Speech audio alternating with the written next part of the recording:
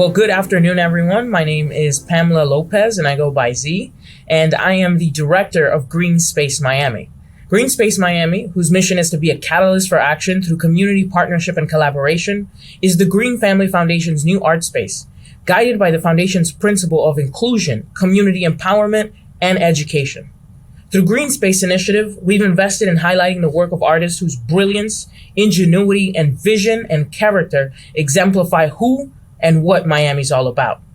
We are dedicated to providing a platform for these artists, and today's Green Space Talk features one of our inaugural grantees, Vanessa Charlot. But she's just one of the incredible speakers that we have here. The other speakers that are joining us today are Aldeide Delgado. She is the founder and director of Women Photographers International Archive, an organization to research, promote, support, and educate about the role of women and those identified as women in photography. She is the author of the online archive catalog of Cuban women photographers, as well as the namesake ongoing book. Her areas of scholarly interest include feminism and decolonizing and rereading of history of photography and abstraction within Latin America, the Caribbean and Latinx context. She is an active member of PAM's International Women's Committee, IKT International Association of Curators of Contemporary Art, U.S. Latinx Art Forum, Art Table, and the steering committee of the Feminist Art Coalition. To give you a little bit more about Vanessa Charlot, she is a Haitian American documentary photographer. Vanessa shoots primarily in black and white to explore the immutability of the collective human experience and to disrupt compositional hierarchy. Her work focuses on the intersectionality of spirit, socioeconomic issues, and sexual and gender expression within marginalized communities. The purpose of her work is to produce visual representations of very human existences that are free of the oppressive gaze. Her photographs have been published in the New York Times, Oprah Magazine, Vogue, The New Yorker, Rolling Stones, The Atlantic, New York Magazine, The Guardian, ArtNet News, BuzzFeed, and many other applications. And our esteemed moderator this evening is Dr. Charlene Desir, a professor at Nova Southeastern University. Dr. Desir, her academic interests are in psychosocial, academic, and spiritual development of children and women in the African diaspora. Dr. Desir has published on the topic of Pan-African diaspora identity development, Black women's spirituality, and Black mental wellness. She founded the Empowerment Network Global, a nonprofit that supports the personal, spiritual, and psychological development of women and students in Haiti and the United States. She is the current vice president of COSANBA, a Voodoo Academic Association, and was the 2012 president of the Haitian Studies Association. Dr. Desir has worked as a school psychologist, school administrator, spiritual advisor, and research professor. And now that I have had the incredible privilege of introducing you to such brilliant people, I'd like to personally thank you all for joining us this evening for what's going to be an enlightening and reflective conversation. And thus, I'd like to turn over to our moderator for the evening. Dr. Desir, please take it away. Thank you. Thank you, Z, for inviting us. It's my honor to be here. And as we begin, we call in the generation of artists that are seen and unseen. We call them into the scene and we say, Onen, Respe. We call in our ancestors that divinely graced us with the gift of creation. And we call into that space, Onen, Respe. I have the privilege of being with two giantess in our community, Black women in front of behind the camera. What is that energy? How does that work? And when we think about Black women photographers, they are the most invisible, right? And who are archiving the images that represent what they see, their lens, their daily natural way of being. And we have to think about what is the role? What is the role of capturing images? And what does it mean? Our speakers, our presenters, they talk about it being a catalyst of change, a link between this life, that life, and the present life. It is talking about diasporic boundaries that exist within the fabric of who we are. And their work and what we're going to talk about is focused on Black women. And how do we aesthetically understand the physical images that represent, and who gets to represent, who gets to tell the story of the physical, social, psychological representations of Black women. And we ask that we come to a space of understanding, because we have to comprehend that the person behind the camera holds a level of privilege and authority. And what images do they decide to capture? What energies do they decide to take as sacred? So these two women are going to dance with us. They're going to play with us. They're going to educate us around the role of photography. And Z, when we were, preparing for this, reminded us that photography is a meeting place to light a spark. It's a meeting place to light a spark. So as we listen, I want us to feel, I want us to see, I want us to understand with all of our 5 senses from the source of Black mother love. And my first, question, guiding understanding that I want to know is for both of you. How do you link and connect yourself to the work of other Black women photographers and to yourself? Tell us about your work. Tell us why you do what you do and why it is necessary that we have present time pioneers of Black women behind the camera.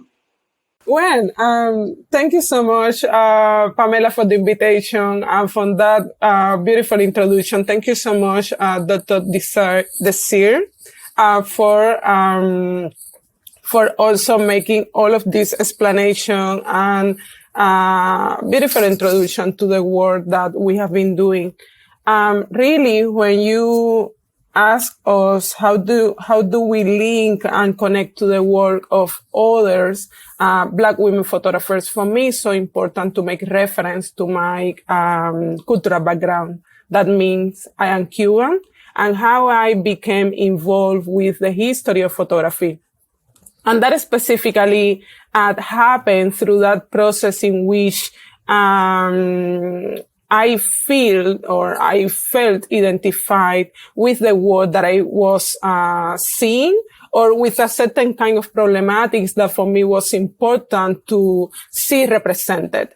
And in the specific context of Cuban art, where I studied art history to provide a little more of background about how I became interested in photography. I studied art history, and at that moment in the Academy of the University of Havana, the studies about photography were very scarce.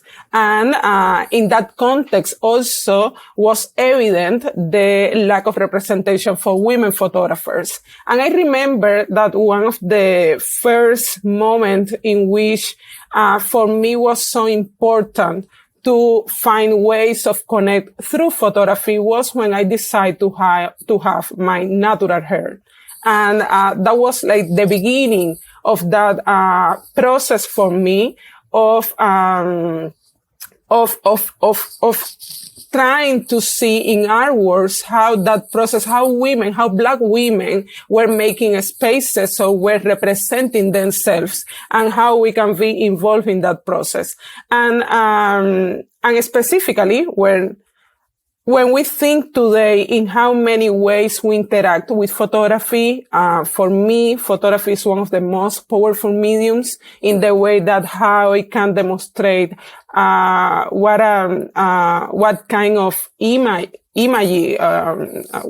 image of the society, or what kind of society we want to be. And photography has the capacity to show that. So I think that being in that process in which I felt I saw that in any media or in cultural spaces like TV news or in the propaganda that is so popular in the Iceland, I didn't find any images that were representing what the Black women really is and the conflict of those Black women. And yeah, I became, for not doing like the long story, but I became interested in trying to look the work of other women, the other Black women, and try to understand what does it specifically mean in the Cuban context. So one of the, I think that if we can go and then show some of the images that I brought to the presentation today, is evident that process in how women artists, Cuban women artists, when trying to develop or trying to demonstrate that psychological atmosphere or psychological experience of the Black women in the context in which the revolutionary process was built. So it's like there are images in which you can see the contradictions of that same process. In some of the photographs,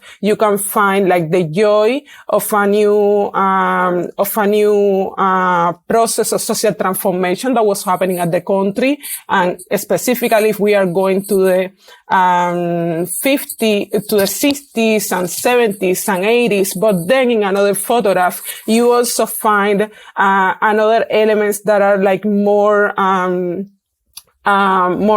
crucial in the sense of how women photographers have been addressing topics such as domestic violence and how Black women are one of the most affected for that issue, specifically in a country when the domestic, the gender violence is not, there is no law that protects women against the domestic violence. So that's some of the contradictions and some of the topics that I consider are important and make me to relate with the works of other Black women photographers in the first instance for a sense of empathy, but also because of sense of responsibility for understanding my practice in the sense of curatorial activism and what does look like in the sense of how through my work I create platforms for making visible this women's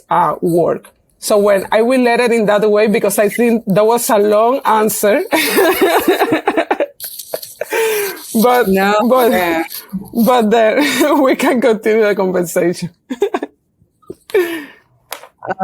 Well, no, thank you for such a thoughtful answer, though. For me, I draw on the work of Ming Smith, of Jean Mutasumi Ash. And these are brilliant Black women photographers whose work really document various moments of time within the Black context, right? And so the style of my work is actually documentary. And what I'm trying to do is to present the lives of Black people that centralize their stories free of a white gaze and free of an oppressive gaze. As we know, photography is predominantly white and male.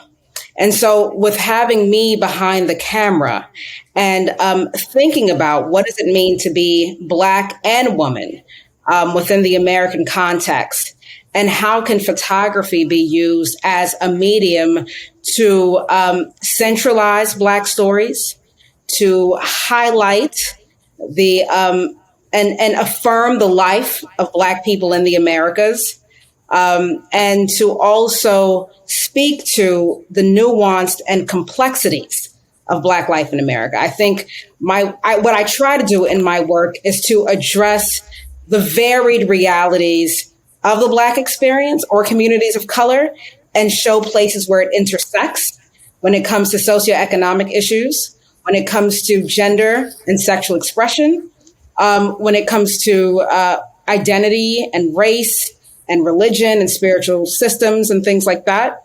And I try to also dispel the idea that the things that you witness in communities of color is not specific to communities of color. So when you're looking at my images and you see sentiments around joy, rage, pain, things like that, it's not a specifically Black or community of color experience. It is a human experience. And so I look to humanize racialized bodies in my work. Well, I mean, I gotta take my glasses off for this because I need to like understand and feel. Because it's nice to get your root understanding of where your work comes and the foundation of who influences you. And I hope we can cue some of the images that you want to share, because I think when we talk about, Black bodies, and when we talk about Black women in particular, there are all sorts of varied emotions that it carries. And who is able to talk? I know Vanessa talks about the vulnerability, the rawness, the pain, and the elation, and the happiness, and the joy, and the keep on keeping going on. So, how have you both captured and advocated for Black people, Black women, beauty in particular, in representations in your work? So I don't know if we can cue some of the images, if that will help. But I just want you to really, because it's an honoring, it's a gift that you give by capturing both those that are captured and the viewer. So again, how are you capturing and advocating in your work for Black women beauty and representation of their grace in your work? Well, I will say for me, when it comes to Black women, the conversation that I'm having between myself, the subject, is the audience is not a conversation that is seeking to prove or to seek the acceptance of European aesthetics, right? Because we know that inherently Black aesthetics is not necessarily viewed as mainstream to some people. But for me, that is my center. That is my mainstream. That is my mainstream beauty. And so when I photograph Black women, it's from that space. I think that oftentimes Black women experience a level of being a fetish of sorts. And this goes into history in terms of the shapes of the Black woman's lips, her body, her breasts, different aspects of her body. And so what I'm seeking to do is not to objectify the Black woman. I think that that's been done enough. I want to explore something deeper within the Black woman that most people do not see. Oftentimes, Black women are groomed to be performative in how they show up in the world. So that means being very strong all the time. There is a sense of an unfair expectation of them being poised all the time because they don't want to feed into certain stereotypes that are labeled or given to Black women unwarrantedly, right? And so in my work, I explore the psyche of the Black woman when she is alone, when she has to deal with herself by herself, when the doors are closed. And I think that's super important because when Black women are photographed, or historically speaking, when you look at the images of Black women are typically in the background. They play the role of someone that is subject to someone else's whims, or they are sexualized, right? And so what I do in my work is to show the Black woman in intimate spaces where she is allowed to be a woman and the fullness thereof, where she is allowed to sit in her Blackness without having a gaze outside of her own to dictate who she should be in this world. And I think because I'm a Black woman, I'm particularly sensitive to how Black women show up in the photographic landscape. The other thing that I do is I tend to lean to black and white. And the reason why I do that is because, one, I seek to eradicate the idea of time, right? So something that a Black woman is going through in 2021 is something that a Black woman will be going through in the 1950s, and it's something that a Black woman went in the 1800s.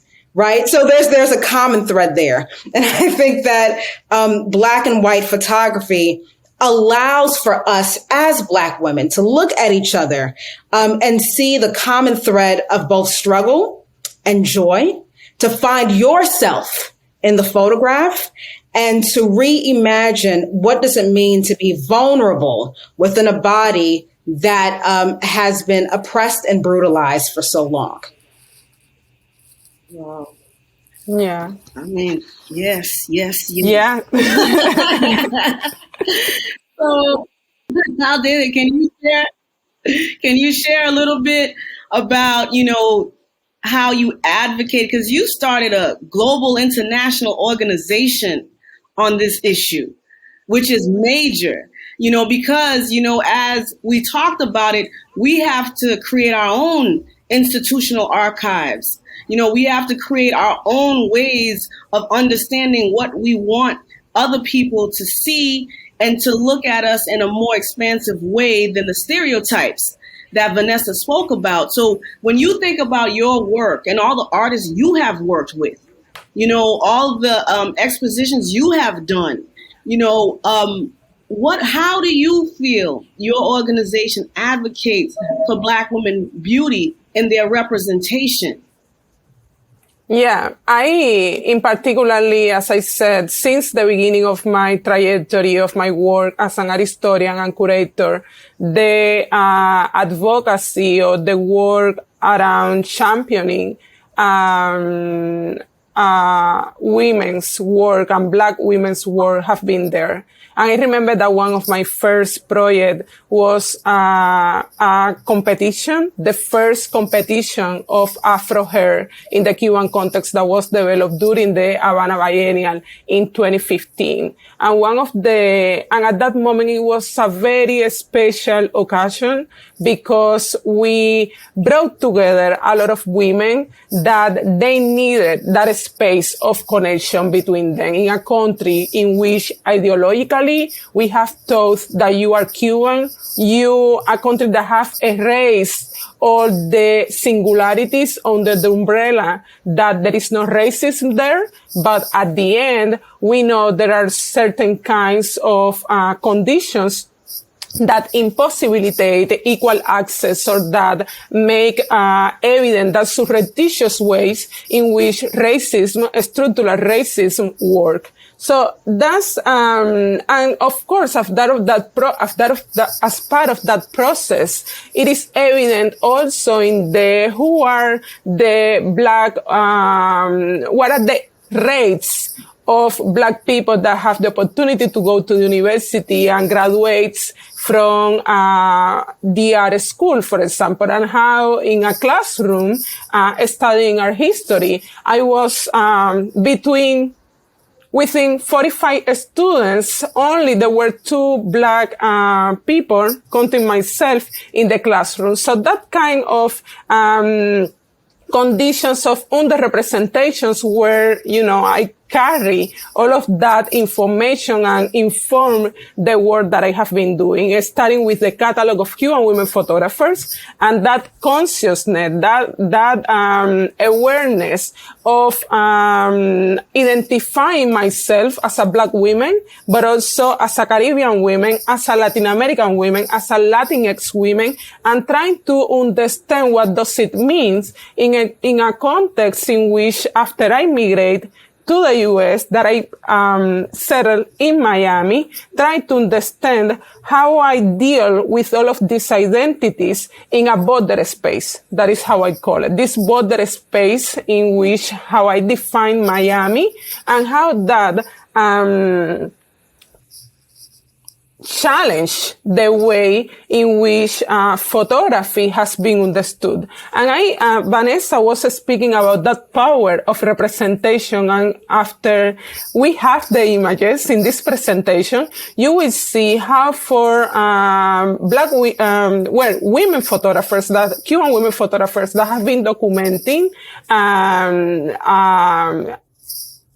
Black women, Cuban Black women, how you see them at the center, and how the representation in any sense is, you can't find that connection between the photographer and the person that is being photographed. And that's something that is very interesting, and that you see it in the gazes that you can reveal through the photograph in all the composition of the images, but also in how some of these artists are going to topics such as the spirituality, and they are linking all these topics between spirituality and gender, such as the work of Maria Perez Bravo, that is one of the were most recognized Cuban women photographers, but how through her practice, she has been linking the, we can say like the Afro-Cuban tradition, the spirituality, the, cultural beliefs, and how she have, linked that with the, gender, problematics as well. We can say like the motherhood and the stereotypes of the main problematics that, the assumptions that people have in the common belief. So all of that is in the photograph, and I think that once we have it, people can see it. And yeah, again, thinking in the Women Photographers International Archive and in our work on preserving, collecting, and researching about women's work is very important to have those documentations, because we need to be aware of who has the right of built history. We need to understand how history is being built and who has built that history. So in this case, I think that for me it's crucial that, that path about making our own spaces, making our own institutions, and then do the work for, highlighting, for promoting, for creating opportunities for all of these women photographers that have incredible bodies of work that are very important for educating and for inspiring a new generation in our community, and that need see them represented and see them that they are beautiful, that they are powerful. And I think that's the potential that photography has. And I think it's, I love how every time we are seeing more Black women photographers that are taking that responsibility and are claiming that importance of photography for rewriting history. No, thank you.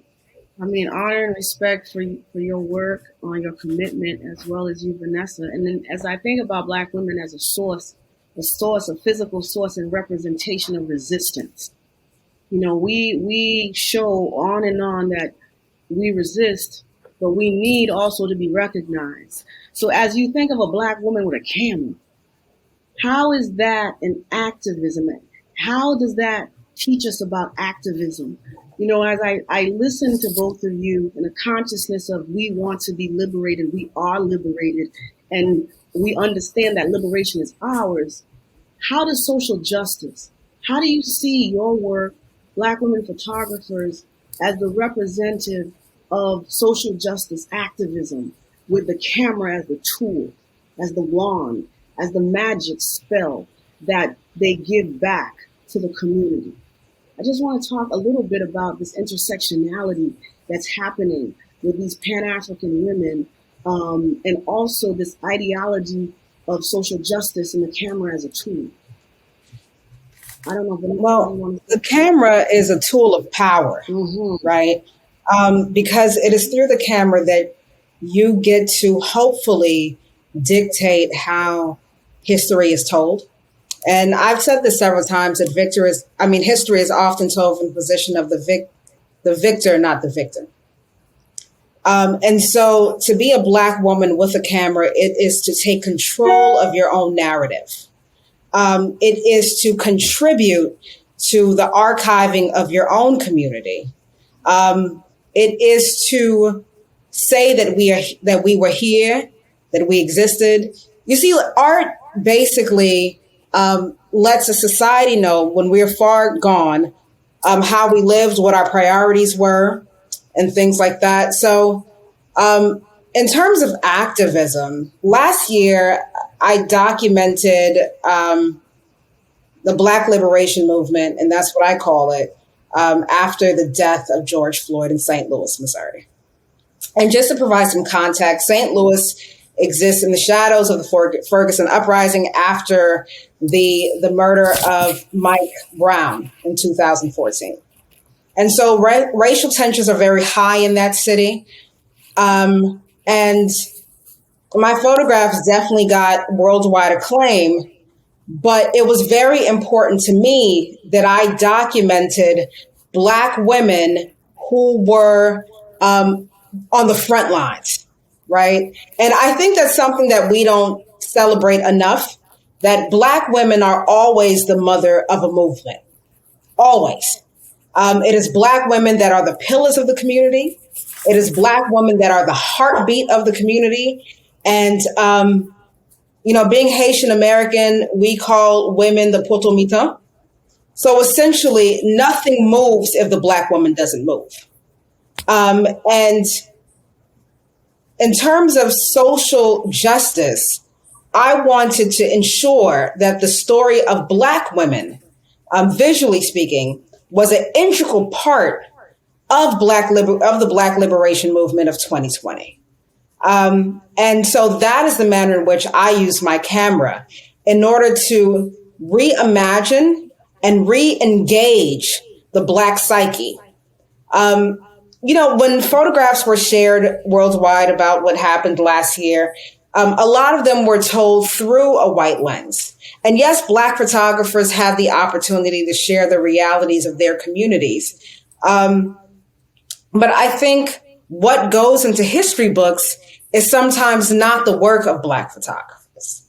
And because the work of Black photographers render themselves invisible, it is important, I think, to not only archive this work, but create the work that communities of color can see their role in history and how they responded to things that were going on in their community through their own lens.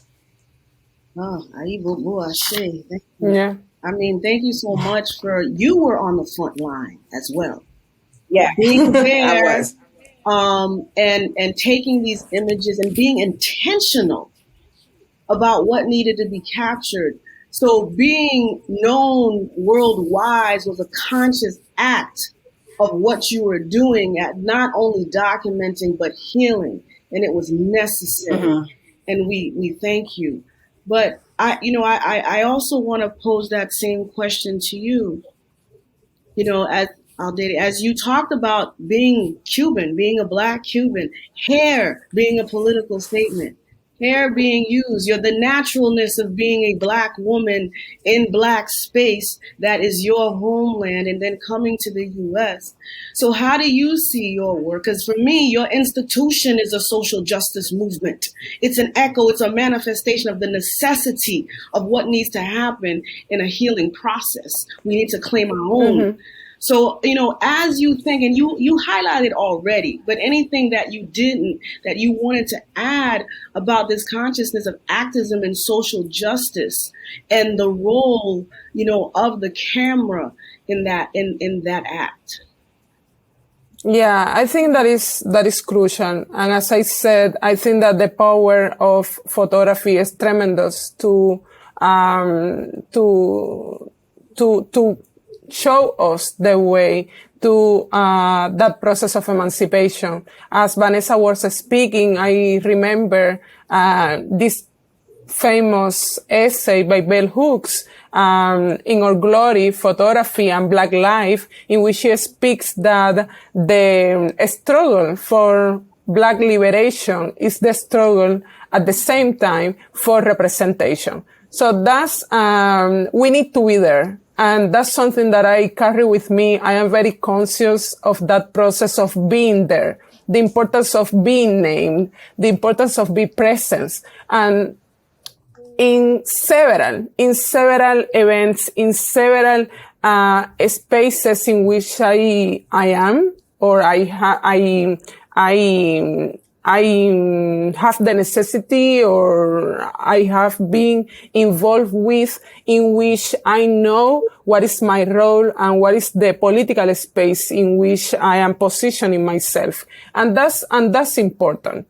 And I was speaking this morning about that in another conversation that I had. And it was about how there are many opportunities. We can think that if, in comparison with the last 2 years, we can say there have been an increased amount of women photography organizations, of women photography collectives. Even the Congress that we are organizing for the coming November is considering this political scenario in which it's important to debate, it's important to speak about what is happening with women and photography today. But the thing is that is crucial, or is inspiring to see how we have been, how we are participating of that process of portfolio reviews, of jury prizes, and what does mean in terms of representation. How the new faces of photography that we are seeing now, how the market could be changing to consider the work of Black women photographers. So that's some of the elements that we need to be aware of, we need to consider, we need to research, but always considering the work of those that have been, our mothers, those that have been before us, and doing that historical work, that process of bring them tribute to those women that have been there doing incredible work for too many years, and that we need to recognize today. So I think that creating an archive is a powerful medium, and how that archive could be reconstructed. And through, for example, thinking in accessibility, how we create these online archives that try to make accessible the information to anyone that can go there and can find information about who these women photographers are. And through all the programming that we are creating through the organization, that includes the creation of programs, photo tours. I brought some photograph of that, so I think that will be shared. But we have been developing some photo tours around the city of Miami, in which we invite a women photographer to interact with the community, to speak about their main concerns, to offer tips to people that want to learn. And also we have been doing these virtual residencies, Instagram takeovers in our social media platforms, in which we invite women photographers specifically from the Caribbean, from Latinx communities, to show their work too. Because what I consider is important is the sense of how I think WOPHA is as a space for dialogue, an intersectional space, and a space in which we consider that every subject has multiple subjects within it. I mean, how we are, full of layers. We have several layers. And in that sense, how many cultures we are bringing with us. So that's something that I love, and a space in which I recognize myself, and a space that is defined but all of those multicultural experiences, because something important to consider is that notion of Black. What does it mean to be Black? It's black, it's not like a solid color. And here I am not a painter, but, it's like how we are full of, tonalities, we can say it in that way, and how each of those tones that we reduce during the notion of Black, how many variations it has, how many cultures it has implicit. And that's something that I consider is important, and something that that I want to represent through the work of WOPHA, how we are an inclusive platform, and how we are addressing complexity in all of the work that we are doing. Okay. I mean, y'all are producing flowers, gold, diamonds, but I want to know the beginning. I work with young people, and one of the fundamental important things is to have creativity as part of it. Is to give them cameras, to give them paintbrushes, to give them music. So that is central in what I call healing work, and understanding the magnitude of what you can become because you can create. So I ask y'all to tap back to your seed. When was the first time that you picked up the camera and knew that it was a part of you. Because I think young people and people who are in the evolution of growing, they need a catalyst. And that catalyst sometimes is an artistic expression. So if you could think back, to that time, and what's the story that you would tell your child, your nephew, the little girl down the street? What's the story would you say about your beginning when you picked up that camera and it became you?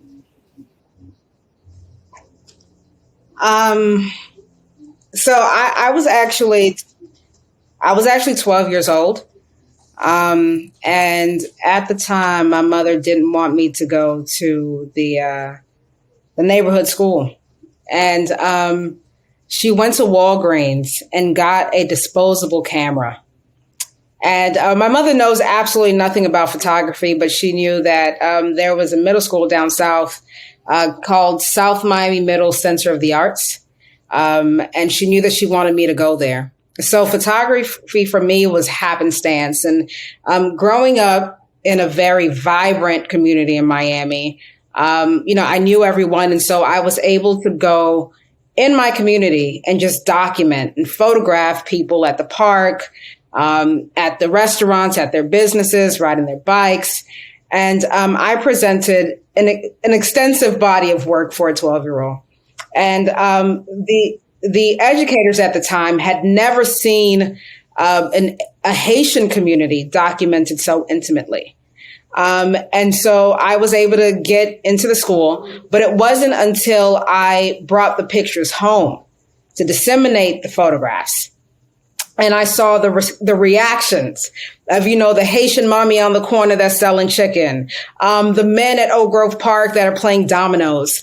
And they responded so wonderfully. And I remember one of the elders saying, wow, gacham bel na photo, which means look how beautiful I am in the photograph. And she fell in love with that work. And I knew almost instantly that it was important for more Black people and people of color to see themselves in a medium that was not necessarily meant for them.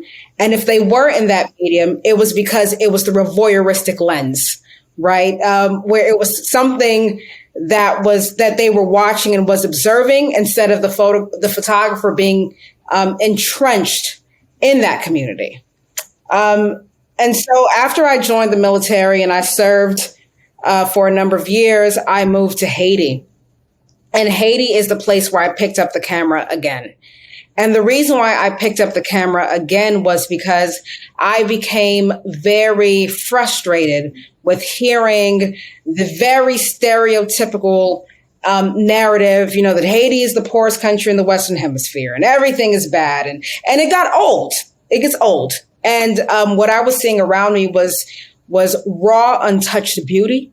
I saw life, I saw love, I saw laughter, I saw heartache. To me, if you ever have the opportunity to go to Haiti, Haiti is like being in an epic novel, where there's just so many things going on and there's so many characters and there's so much life and stories to tell. And so I began to photograph Haiti, as someone that, at first had a very American lens. But after having years of living in Haiti, my relationship with the subjects became very different. It was a lot more intimate. It was a lot deeper. Culturally speaking, typically as Haitians, we're outwardly expressive, but when it comes to emotions, we're quite reserved. And so to have photographed women, men, children in their homes, interacting with their children at the river, just sharing space in a way that may not be seen everywhere. Or if it is seen, you can tell the photographer is at a distance because they're not embedded within the community. But yeah, the first time picking up the camera, I was actually 12 years old. And I remember being, you know, at that school, and there was a total of 3 young Black girls taking photographs out of, I would say, 70 students. So, you know, like that really stood out. And I even remember doing reviews with my professor, and at first feeling a little self-conscious because, you know, I'm from North Miami Beach. I spent a lot of time in Little Haiti. My photographs were always very Black in comparison to my white counterparts. And they weren't quite sure what to do with the work. They weren't quite sure how to properly critique the work. And so it was a point of contention for me. I didn't realize it at the time. But now looking back on it, I realized that, because the communities of color are not really brought into these spaces all the time, it is difficult for them to engage. It is difficult for some parties to engage in the work in a meaningful way, because I think when you are photographing communities of color, it is important to not only look at visual images, you must also immerse yourself within the literary works of communities of color. You must also look at the academics and the scholars who are writing about communities of color. You must also look at film. Like, there's a lot of things to look at because communities of color are not the white dominant culture, right? So in order to engage with that kind of work, you too, as a photographer, must do the work so you can properly speak to the realities of what you're seeing in a very culturally nuanced way, in a very educated way, so that you can dispel and even challenge any preconceived notions that you have of your own community that has been embedded within your mind because of how you've been educated. So, like, it's a very in-depth process. Yes. What you got to add to that? What was your first love of the camera? Well, I mean, I am not a practitioner, so this is my approach to photography. We can say like it's through writing. My main work is curating exhibitions and writing about women photographers' work. But my relationship with the medium, I think that started when in that process in which I have a very small family. And then I don't have photographs from my grandfathers or grandmothers. Because in my family, and that's something that is interesting and I would like to continue studying, but they didn't like people to take photographs of them. So they also, you know, I had like the bad, luck that they passed away very young. So I didn't, you know, spend too much time with my, abuelos. And then, you know, it was that process in which you're trying to figure out or you're trying to understand your, genealogy. And I didn't have pictures of that, people in my family. So I think that was a way in which I consider the importance of representation. And specifically, if you go to who have been documented and who have been represented, and you used to have a lot of friends that they were white and they have like the whole story of their families from the 19th century and all the documentation of the photograph. And I didn't have that. So that also make me think in how much, cost in a certain periods of time to access to photography, who can get a portrait, and also trying to understand why some women in my family didn't want someone to take photograph of them, why they didn't want to, you know, to keep or to leave a legacy in that sense, an image, but instead how that tradition have come orally through the stories, through the narrative. Because in some cases, you know, they practice like, poetry. So it was a different approach in which for me was very interesting to think on the importance of the visual. And yeah, I feel very connected with any work that explores about those topics of memory and fragmentation. And specifically because we have been a culture that have been disrupted. I mean, we lost a part of our history and we needed to reconstruct that history. So it's like how that process is built through visual imaginaries. And that's something that, yeah, is fascinating for me and I love it. And that's why, in the more personal way, what attracted me to the photographic world. We're glad that you two got anointed by the camera. I know that Z's coming back. I don't know. Our last question, as we position ourselves to also look at your images, and this is something you've already answered, but it's the thread of why we're having this conversation. So, I want to thank you, Pamela, for inviting us. But, does it matter the person behind the camera? Because I know, there's a big Congress happening in November that's going to get down. We're going to get down. And I know Vanessa has been doing work in Europe with Gucci, and we are there. So does it matter who is behind the camera as you process that and share your images in this last section? I would say absolutely. Absolutely.